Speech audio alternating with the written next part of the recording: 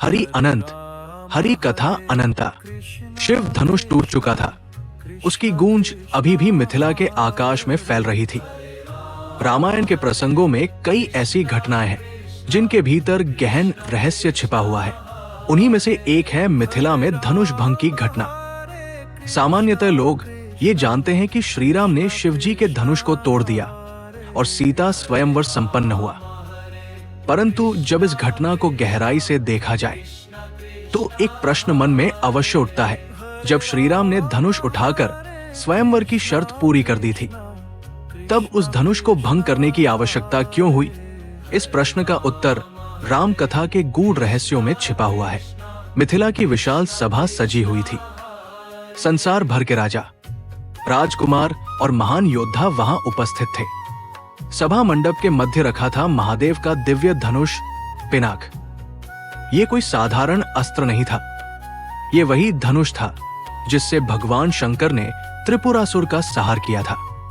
उसका भार इतना अधिक था कि उसे हिलाना तो दूर, अनेक वीर मिलकर भी उसे उठा नहीं सके।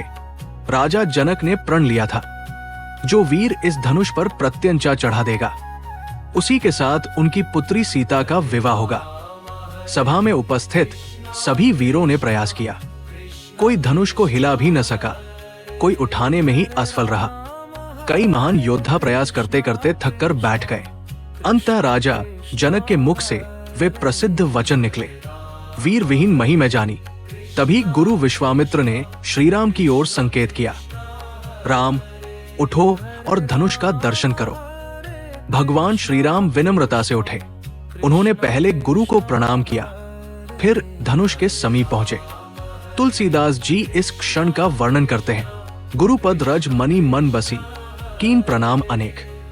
उठे राम सहज सुभगतन, गए जहां धनु टेक। श्री राम ने सहज भाव से धनुष को हाथ में लिया। जिस धनुष को महान योद्धा हिला न सके, उसे राम ने ऐसे उठाया जैसे कोई बालक खिलौना उठाता है। सभा आश्चर्य से स्तब्ध थी। अब प्रश्न यह है, क्या श्री राम ने जानबूझकर धनुष तोड़ा? यदि हम वाल्मीकि रामायण और रामचरितमानस का अध्ययन करें तो स्पष्ट होता है, प्रभु श्री राम धनुष तोड़ने के लिए नहीं उठे थे। वे तो केवल प्रत्यंचा चढ़ाने का प्रयास कर रहे थे।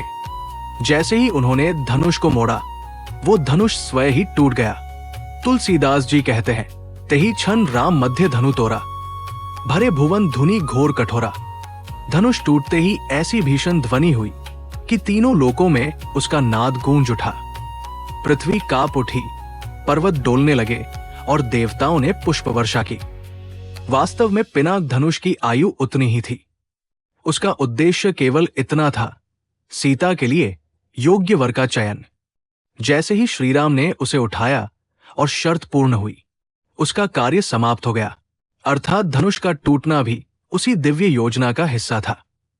पुराणों के अनुसार विश्वकर्मा ने 2 दिव्य धनुष बनाए, पिनाक शिव के लिए और सारंग विष्णु के लिए।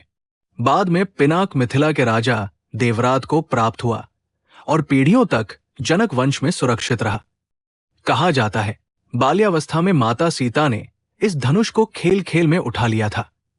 तभी जनक को समझ आ गया कि उनकी पुत्री साधारण नहीं है और उन्होंने वही प्रण लिया।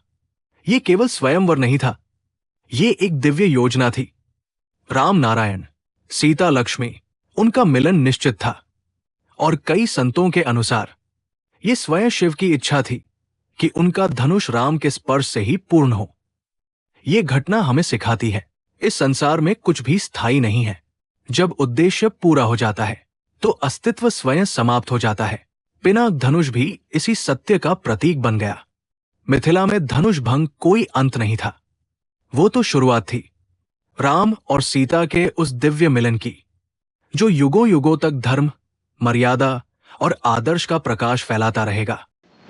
अगर ये कथा अच्छी लगी हो तो चैनल को लाइक और सब्सक्राइब करना ना भूलें। जय श्री राम।